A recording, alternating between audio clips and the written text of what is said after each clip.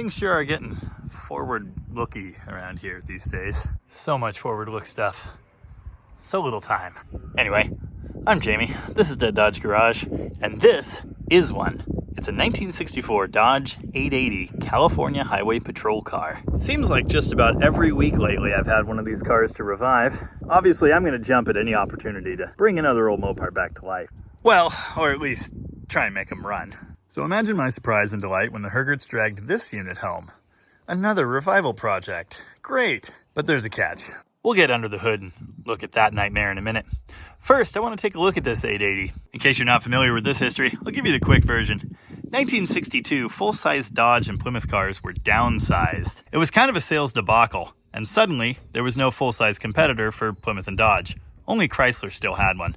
DeSoto didn't even exist anymore in 62. So, as a stopgap measure, a Chrysler was rebadged as a Dodge with the 61 front end mid-year 1962.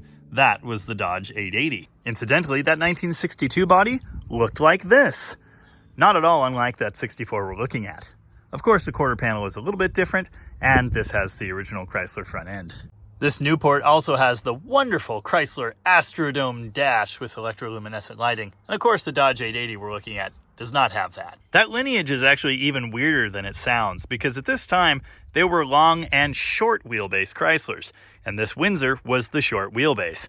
Apparently, some or all of this had actually come from Dodge in a previous year. Of course, that downsized platform that was a complete sales flop would go on to underpin all of our favorite mid-size muscle cars. The Charger, the Satellite, the Coronet station wagons too.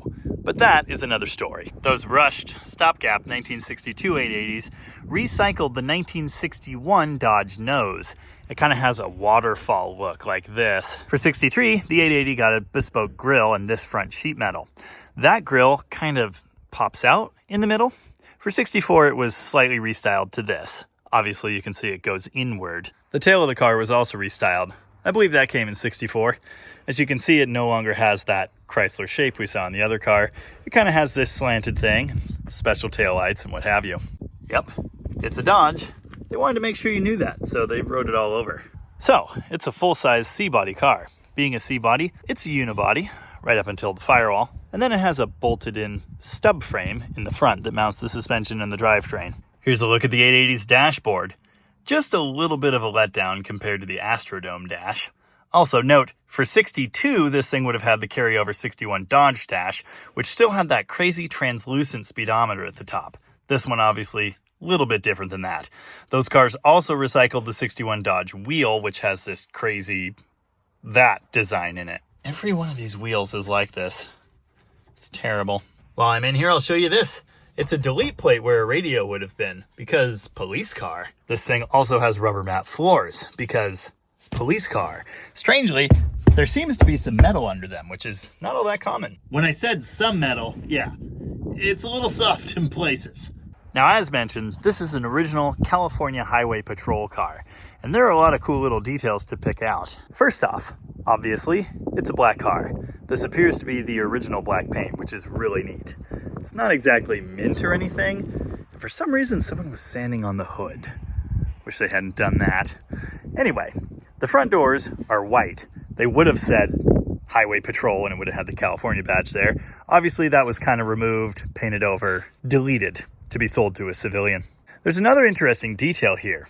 There is no trim piece on that door. That's correct for a 64 California Highway Patrol car. There are other police 64 880s that do have the trim, but the CHP cars don't. You'll notice the spotlights right away. That light originally would have had a red lens. That is the forward-facing light that they would use to pull you over and give you a ticket. From what I've seen in historical photos, those were always clear. So if you had a partner riding in the passenger seat there, that could be used to search the ditch for perps or whatever.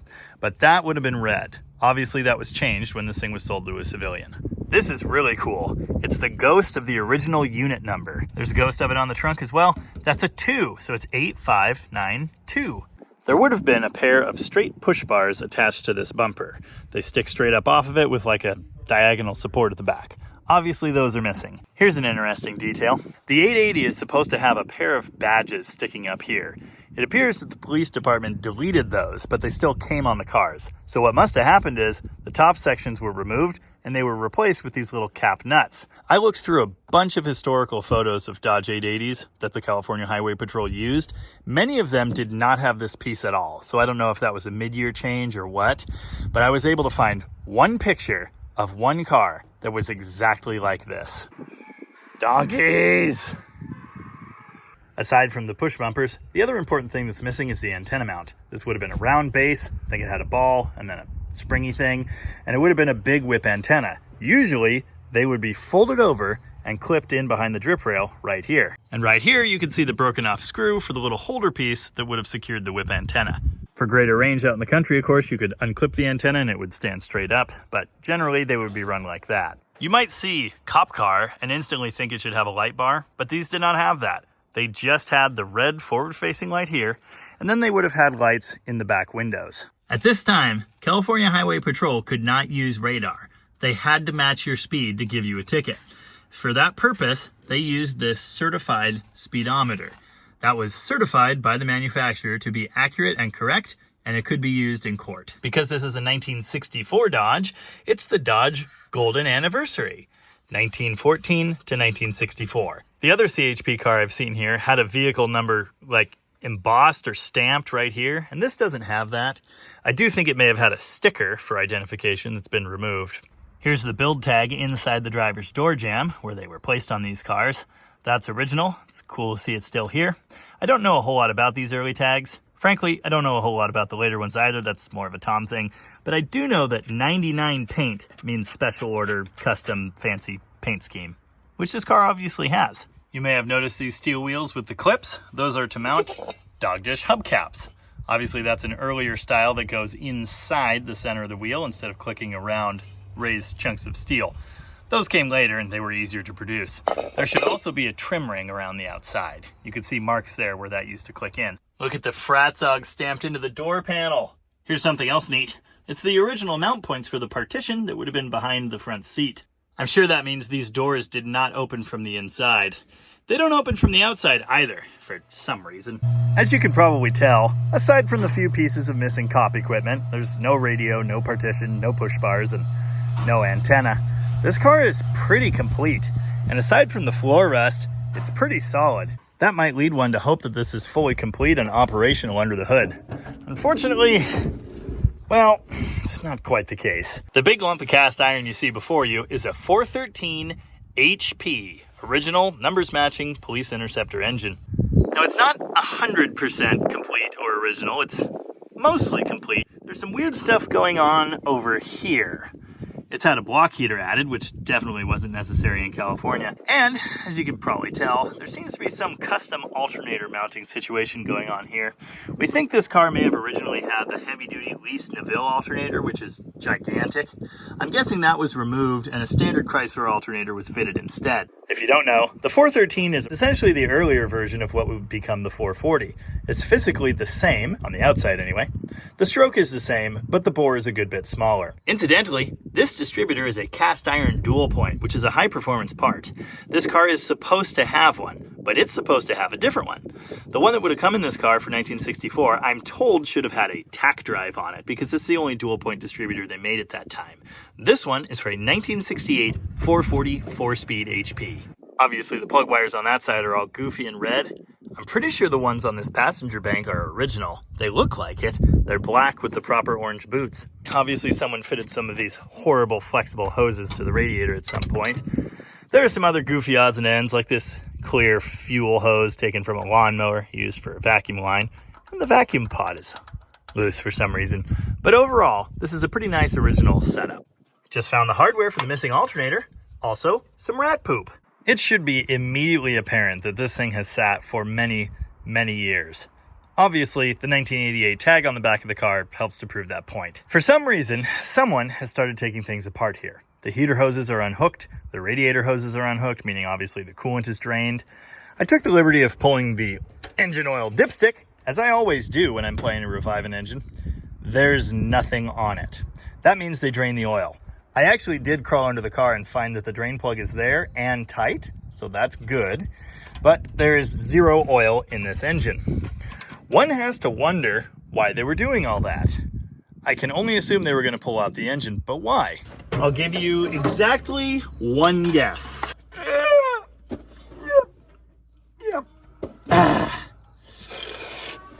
Yep. Yeah. If you guessed it's because this 413 is seized solid, you guessed correct. Yeah, I feel the same way. Donkeys. Now this discovery leads me into an important point. If you're watching this video, you probably saw the video on this car, my 1955 Imperial sedan. This car had been sitting since 1995, thankfully, unlike that 880, inside a shop. And so it was pretty dry, and sure, it's covered in rat turds and it smells really bad inside. And there's a chance you saw this, the 1960 Saratoga, which I also recently revived on the channel. I used both of these videos as an opportunity to respond to some creative comments I've gotten over the past few weeks. The theory posited by these internet commenters is that you cannot possibly just fire up an engine that has been sitting like this. There are many other steps you need to go through, and it's this whole thing that I don't really want to get into. Oh, that's where that went. We're here under the hood of our 68 Imperial convertible, another car I revived recently, to make an important point. I think something is getting lost in translation here. People think I'm just diving into these situations clueless, just assuming everything will be fine. I'm using a method to determine my chances. I basically use all of my senses to evaluate the condition of an engine. What does it sound like when I'm turning it by hand? What does it feel like? What does the oil smell like? If you watch the video on this car, you'll know I found the oil on this one was massively overfull and reeked of bad gas. So in this case, I insisted on changing the oil before trying to start it. On its stablemate, the 68 Crown Coupe, the oil was perfectly full, smelled great, wasn't even all that dirty, so we twisted the key and it fired right up. The same was true on the 55 Imperial. Yes, the oil may be older, that alone is not bad. I don't understand what people don't get about that. It's still oil, it still lubricates, as long as it's not full of gasoline, it's not full of water, it smells good, it looks good. This is what I'm checking before I ever try this. It should be immediately apparent that the situation is very different on this. And that's what I want everyone to understand. If you've got an engine that's seized solid with no oil in it, the steps are going to be a little bit different. I just often get lucky and stumble into an engine that's been well preserved. That's not what we have today. And there's something else too. This engine is special. It's the original 413 HP for this cop car. It's in nice shape, at least in places. We definitely don't want to hurt this. We need it to survive for future generations.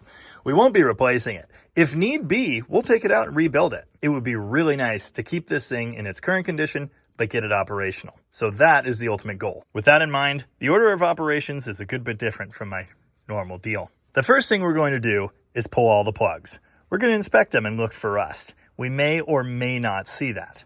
The last seized big block I tried to get moving was a 1961 Polaris 383. That didn't go so well. You can actually see that in a video on the channel from like a year ago. I'm getting a serious 61 Polaris vibe from this thing. For one thing, it looks very similar under the hood. For another thing, the level of dust, almost exactly the same. Matter of fact, I'm kind of already covered in it. If you saw that Polaris video, you know it didn't really end well. So it's not that I'm guaranteeing success here or anything, but we're going to give it a shot. Actually, before I pull the plugs out, I'm going to do something else uncharacteristic and clean this engine compartment. No matter what happens, we're going to make this engine live. Whether that means pulling it out and rebuilding it or reviving it right here. So, I'm going to clean up the bits of important hardware, vacuum up all this rat house poop stuff everywhere, probably actually wash this engine, or at least give it a bit of a wipe down, and then we'll go from there. Oh, this smells delightful. Oh yeah. Well, the more dust I knock off, the more it becomes apparent it's not quite as nice a Survivor as it looks, but it's still pretty good. I did knock off the main horrible areas of dust with some glass cleaner and a rag. That should keep my shirt slightly cleaner. I pulled the entire cap and wire setup out of the way, and under that cap I found this, what appears to be a brand new American-made rotor with the clip, nice, and a new set of dual points and condenser. And by new, of course, I mean it was probably done quite some time ago, but it's nice and clean still in there. Apparently there was an ongoing choke issue, judging by the fact that the link here is missing and the choke is just wired open. That's nifty. I was working on that cop car over there, started hearing a hissing. I think It's this tire on the 68 Imperial just let go. That's really neat. I shouldn't sit here, should I? Now it's time to grab my spark plug pulling rig, a tiny 3/8 drive handle, and a 13/16 spark plug socket, which probably doesn't actually work as a spark plug socket. We're going to take all of these plugs out, and we're going to lay them down in the order they were removed, so we can see what's happening in every individual cylinder. All right, I've got all the plugs out, and there's some interesting things to learn here. First off, that is the plug that was in the number 1 hole, and it's wrong. Like, it's obviously wrong. Now, what's also interesting about that is the number 1 plug wire had actually been removed. So I have to wonder if someone had pulled that plug out and then shoved this one in to just fill the hole. This is a 5/8 hex taper seat, whereas it should be a 13/16 gasket seat. I have no way of knowing if it actually ran in this engine. There is rust on that plug. Incidentally, there is only rust on that plug. Now, the other plugs here, number 3 and number 5, also appear rich, although not mega rich, just slightly rich. These were brand new Champion RJ12YC plugs. They are older, judging by the fact that they say made in USA on them. Number 7 appears almost completely clean and brand new. It looks like it's almost never run. The saga continues over here on the passenger side. Plug number 2 looks pretty good. It's slightly black, but it's mostly normal looking. Number 4 is obviously quite rich. Number 6 and 8, they look brand new, although there is some evidence of combustion on 6. So my theory is someone gave this thing most of a complete tune-up. They replaced the driver's side plug wires. They replaced the ground cable with that red one there. They changed the cap and rotor for brand new American-made pieces, and they put in new plugs. I don't know when they did this, obviously. I have no way of knowing that. But it does look like either it was long ago enough that these parts were still made in America, or they found NOS parts. At this stage of the game, we know the engine is seized, and I'm trying to figure out why. The idea of looking at the plugs is to find evidence of horrible rust, moisture that has intruded into the cylinders and seized the rings to the cylinder walls. We do see rust on that plug, but again, I really think that was put in after the fact. I kind of think someone just put that there to plug the hole. The way we're going to confirm that is by looking in the cylinder. This is an inspection camera. I've got one of these that hooks to my phone, which is a little easier to see. It can be slightly challenging to decipher what you're seeing on these things, but with any luck, we'll be able to see rust coloration, horrible stains, that sort of thing in cylinder number 1 there. Let's take a look. Well, the camera turned sideways as it went in. It's damn near impossible to see in real life, let alone on this screen, but you can see the orange coloration there. There's some light rusting on the piston, and over here on the cylinder wall where it meets the head, there's also some orange evident. Now, this thing isn't full of water or anything. It's not the worst I've ever seen. There's no nasty scaliness or anything like that. There is evidence that it has been damp. Looking at number 3 now, there is some interesting staining. It's actually in like a ring up toward the top of the cylinder where I think the top compression ring may have been sitting years ago. It's stained there, but again, it's not scaly rust. Could also just be wear that appears to be rust staining. Here's a slightly better view of the same situation in cylinder 5. There's a band at the top of wear that does have rust in it. Overall, not major, no scales.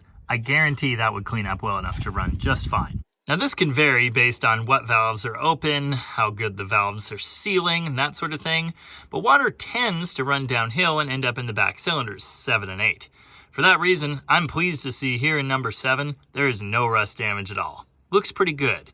There is some light scuffing, vertical scuffing on the cylinder wall. That's not ideal. This thing would probably be a smoker if we got it fired up. At least it's probably not seized solid in number 7. Piston number 2 is way down, so I can also see some light rust staining and a couple scuffs. It's really hard to show you that. Oh, there you go. Yeah, that's super minor, super light rust. That'll scrape right off if we get this thing cranking over. Things are getting interesting now. Cylinder 4 looked fine, pretty much just like number 2. This is cylinder 6. Cylinder 6 is rusty. That might be our issue right there. And what's interesting about that, of course, is that the spark plug out of number 6 looked pretty good. Well, there is some light rust on there, but it's not bad. Clearly, I didn't look close enough at plug number 8 because there are obvious rust trails on there. Can't wait to see what 8 looks like. Well, it's not great. It's pretty similar to 6, honestly. There is some light patchy stuff up at the top you can see there, and then a good bit on the cylinder wall. I have seen worse than this that quickly became unseized, so I still have high hopes for this. One has to wonder if that's because they were running so clean. Maybe if they were all horrible and sooty, they would have been better protected. Now, of course, we did see some obvious rust in number one. Number one is all the way up at the top, I think. For that reason, it's going to be pretty challenging to get anything in number one to soak the rings and try and free up any rust, which is what we're going to do with 6 and 8 over there. In fact, we'll go ahead and drop some lubricant in every cylinder, but 6 and 8 are the ones we're really going to focus on. Now, when it comes to lubricants and penetrants to use to try and free up stuck rings, we are spoiled for choice. Pretty much anything you see before you could work. I've had luck with this heat control valve solvent. That's what I used to unseize the 1961 Polara engine, and then it kind of sort of reseized itself. So I'm going to go ahead and not try that again. These sprays could well work. I have tried PB for exactly this in the past, and I had a bit of luck with that on my 64 Power Wagon engine. Let it be noted, that engine actually had a broken ring, which is why it wasn't turning over. I'm probably not going to do this, though. Marvel's great, but we're just about out of it, so that is a problem. Transmission fluid. Transmission fluid has been known to work for this. I'm not feeling it today. Ask 10 people who have unseized an engine in the past, and you're going to get 20 different answers for what type of chemical you should use. The one I'm going to try on this CHP engine, diesel fuel. Apparently, this works pretty well. I used to work a construction job where we would pour concrete and such, and we used to use this stuff to treat our forms. I don't know, maybe it's good for unseizing engines. I've been told it is, but again, I've never tried this myself. But we have a bunch of it. It's relatively affordable, and I'd like to get this engine soaking. I'm not anticipating this will happen today, but I don't know, maybe next week? Who knew? Diesel makes a great patina protection product when you accidentally cover your 64 Dodge 880 CHP car in it when you're trying to insert it into cylinders with an oil can that leaks everywhere. Number 8 is full to the point that it poured all over the ground, which I'd be more concerned about if there wasn't a horrible puddle of goo from the convertible that was parked here before. Problem is, I couldn't find any flexi funnel or anything that would go into the spark plug hole, and it's really hard to get the oil can down here. So yeah, I made a horrible mess. Transmission dipstick was in the way, so I pulled it. In case you were wondering, it's a little low. Well, now I'm fully covered in diesel, which is great. Mrs. Jamie loves it when I come home reeking of diesel. Anyway, I got at least a little bit into every cylinder. I think I got a sufficient amount into 8 and 6, which are the only ones I'm really concerned with. I want a little bit of lubrication for the other rings too, but those are the two we really need to try and unstick. Oh, I also brimmed number 1, but of course it's a TDC, so that does almost nothing. Anyway, we're gonna let this sit here for like some hours, some days, maybe some weeks, and we'll see what happens. Might well have to come and top this up at some point.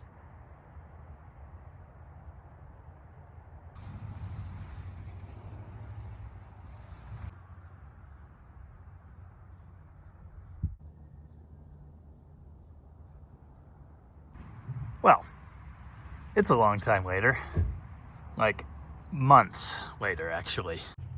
And so far, things have not exactly gone to plan with the CHP car.